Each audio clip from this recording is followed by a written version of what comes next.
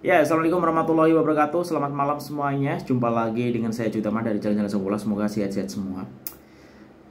Di sini aku mau cakap bola sepak Malaysia ya, kaitannya dengan hasil Piala AFF dan skuad terbaik Malaysia yang akan kita temui kemungkinan di Piala Asia ya, dan kaitannya juga nanti akan banyak player Johor Darul Tazim di situ. Nah, sebelum ke sana aku mau memberitahu teman-teman semua ya, untuk penyokong bola sepak Malaysia yang mungkin kadang ngikutin sepak bola Indonesia ya. Di sepak bola Indonesia ini kembali sedang ramai diperbincangkan kaitannya dengan penundaan, atau bukan penundaan, malah pembatalan untuk kompetisi kasta kedua dan kasta ketiga. Yang menurut aku untuk federasi ini ataupun pengelolanya PT Liga dan segala macamnya itu sangat keterlaluan ya apa yang dilakukan, karena masih banyak yang ingin melanjutkan, ditambah yang sebenarnya yang bermasalah kan Liga 1-nya, salah satu klub di Liga 1 ya. Dan salah satu klubnya juga mendapatkan hukuman ya, tetapi hukumannya juga kalau kita tengok dengan yang lain-lain tuh ya menurut aku cukup ringan. Nah, Liga 1 ini tetap jalan, tetapi yang dikorbankan malah Liga 2 dan 3. Dan Liga 1 juga nanti tanpa degradasi. Itu yang menurut aku sangat mengecewakan ya.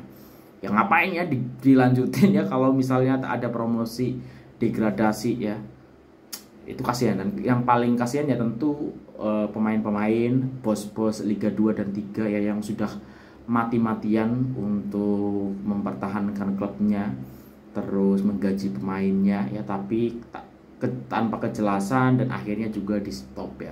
Ini sangat memprihatinkan ya. Semoga ini cepat membaik dan untuk pelajaran sepak bola Indonesia yang tak pernah ada ujungnya, itu ada masalah terus teman-teman.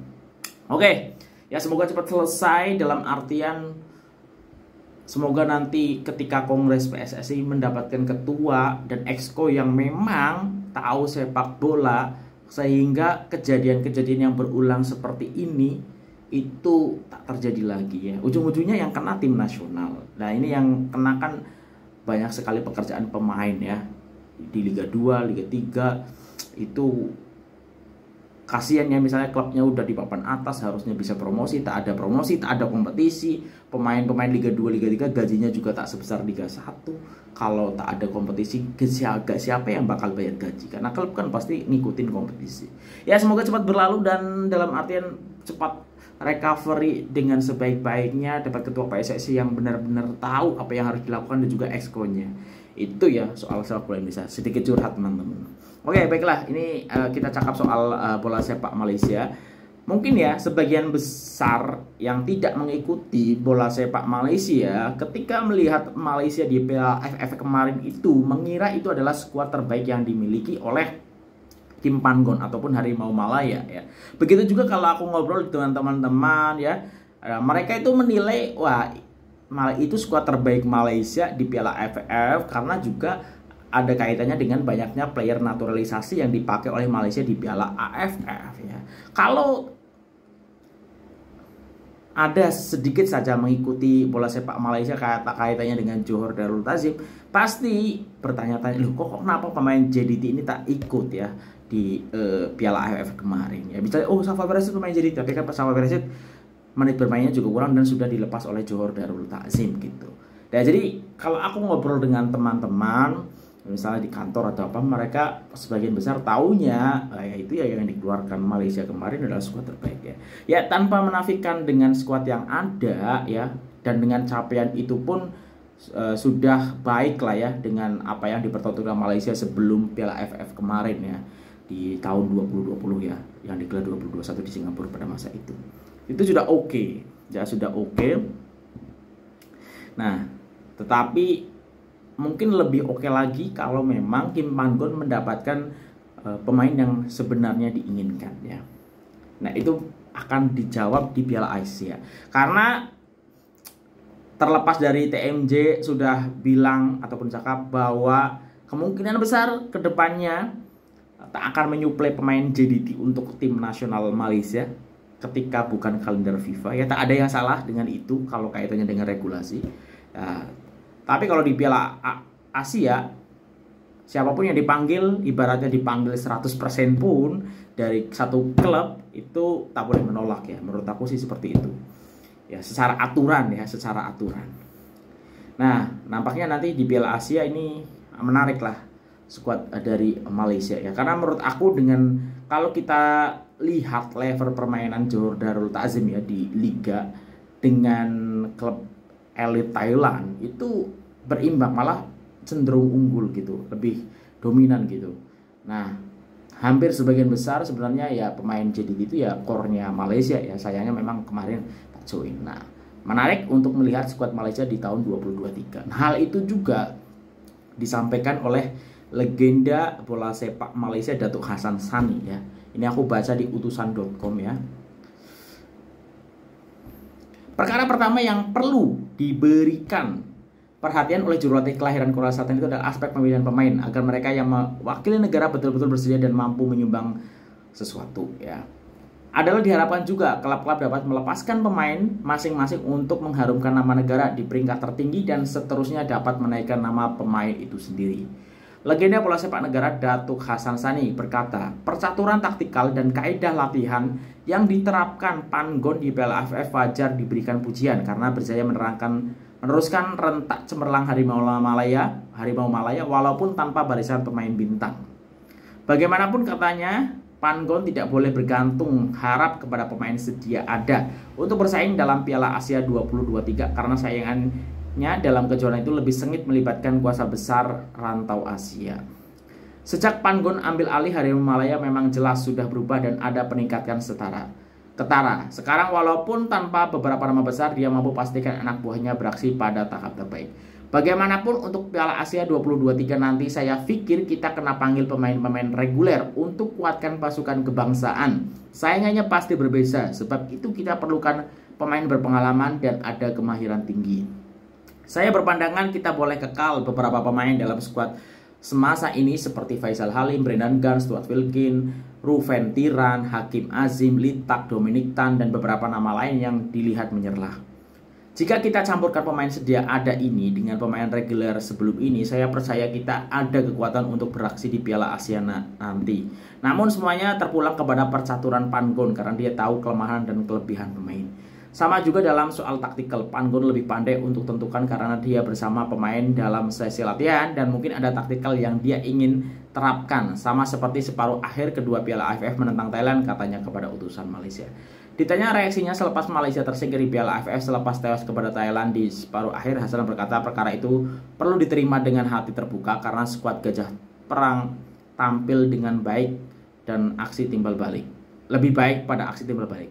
Kita buat pertukaran pemain sehingga 4 pemain dan Thailand punya tukar penjaga gol saja dalam ke-11 utama. Tetapi saya percaya Panggon ada perancangan berdasarkan prestasi semasa pemain yang mungkin kepenatan katanya. Nah, ini menarik ya, Kim Panggon ini selalu mengambil tanggung jawab ya ketika gagal di Piala AFF. Beliau cakap jangan salahkan pemain, itu semua salah saya dan baik. Nah, nampaknya ya menilai Kim Panggon paling tepat ya nanti di Piala Asia ya. Begitu juga kalau Indonesia untuk menilai Sintayong ya. Menurut aku juga nanti di Piala Asia. Nah, terlepas itu, nah ini kan sebenarnya apa yang terkait pemilihan pemain kan Kim Panggon ya memang seadanya gitu. Boleh dibilang core dari pemain Malaysia kebanyakan adalah yang kemarin dipakai oleh Kim Panggon adalah pemain Selangor ya, karena Faisal Halim juga ke Selangor, Ruven Tiran kalau tak silap ya juga ke Selangor. Ada kiper mungkin dari Johor Darul Ta'zim ya, karena sekarang Sian Hasmi juga ke JDT. Nah, ini menarik ya karena menurut aku memang dari gelaran AFF karena itu akhirnya tercipta kesempatan untuk pemain-pemain ya, untuk nama-nama baru yang memang layak mendapatkan kesempatan ya. Tetapi untuk Piala Asia menurut aku, kalaupun ya ini terlepas nanti harus ada pemerataan antar klub dan segala macam, menurut aku ya terlepas misalnya yang harus bermain di Piala Asia itu memang harus mengambil semua pemain tempatan dari JDT ya, menurut aku sih tak apa gitu ya. Ya memang kalau misalnya sedang perform ya, karena kan dulu isunya ketika Tan Chen Ho memanggil pemain-pemain JDT ya pada masa itu kan yang dipanggil itu sebenarnya juga bukan pemain utama ya awalnya gitu. Pemain utama itu di stay karena memang juga karena sedang mengarungi untuk Liga Juara-Juara Asia ya. Pada masa itu adalah Piala AFF ya, Tanzania yang akhirnya gagal lolos gitu atau kalah ya kayak waktu itu grup sama Indonesia juga pada masa itu. Nah jadi sebenarnya kita dalam belakangan ini menurut aku kita belum tengok skuad terbaik dari Malaysia. Mungkin di Piala Asia sudah ya, tapi untuk kayak di AFF juga bukan lah gitu. Jadi kemungkinan ini nanti di Piala Asia ini akan menarik karena Shihan Hazmi juga join Johor Darul Ta'zim. Jadi kalau misalnya dipanggil ya, tentu makin banyak pemain JDT. Karena kalau kita ngomongin JDT, pemain simpanannya pun itu layak lah masuk untuk tim nasional Malaysia ya. Nah nanti bagaimana, apakah lihat dari menit bermain ya, karena kan itu juga yang sempat dipermasalahkan oleh TMJ. Oleh ini pemain nggak mendapatkan menit di JDT kok dipanggil pada sebelum Piala AFF ini ya. Nah itu kita tengok nanti seperti apa. Karena kalau kita tengok JDT ya, kiper Shihan Hazmi dengan performanya sangat ini kemungkinan juga akan menjadi pilihan utama Kim Pan-gon. Dari back ya, kanan tentu Matt Davis, Sahmi Safari, tengah ada Sahrul Sad yang sebelumnya juga langganan timnas, tambah ada muka baru namanya Feros Barudin, terus di kiri Corbin Ong ya. Ini Corbin Ong sih menurut aku ya juga tak tergantikan kalau misalnya join tim nasional ya. Di tengah ya menurut aku yang salah satu favorit aku di lini tengah adalah Afiq Fazail ya. Ini untuk bermain ini tinggal nanti diduetkan dengan siapa nanti di tengah ya. Sebenarnya juga ada pemain Nakso Insa, terus Madon ya, itu juga pemain-pemain tengah ya. Kemudian di kanan Arif Aiman ya, Ahyar Rashid, di tengah ada Nazmi juga, gila sih.